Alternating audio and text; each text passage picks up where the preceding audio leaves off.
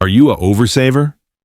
How does it happen, right? How does oversaving happen? And again, I think maybe a good example to start this point is, going back to like the baby boomer generation and kind of what they came out of with their parents and their situation, which was like coming out of the Great Depression, and they had, they saw the world wars, or their parents did, and so that mindset of saving every penny and every nickel and not overspending and making sure that you kind of oversave really in a way, that generation, that mindset has really hit home on this.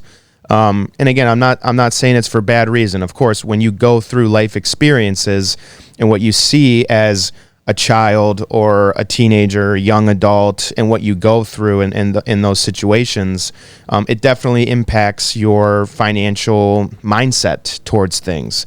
And so going through those, even though I didn't have to go through those situations, I didn't see that. My parents didn't see that, but their parents did, right? And so that has trickled down to a degree to even my parents' generation, and then even down to me, because they kind of still keep that mindset going.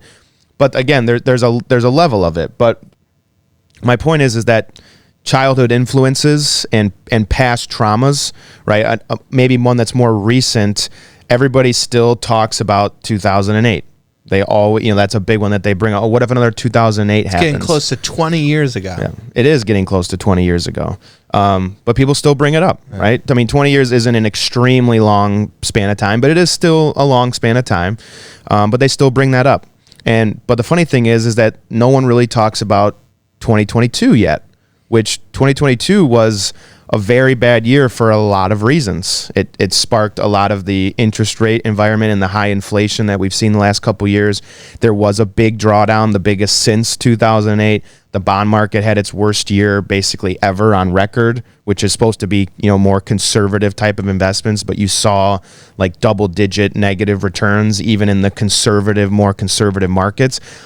But people don't really talk about that, because guess what, 2023 and 2024 had, a majority of a rebound for, a lot of those sectors, a lot of things that we're speaking of. But everybody always goes back to 2008. They talk about that. They talk about the dot-com bubble and the dot-com crisis. They still go back to those things. And it might be because the people that have the money saved, for retirement, those were the experiences that they really saw.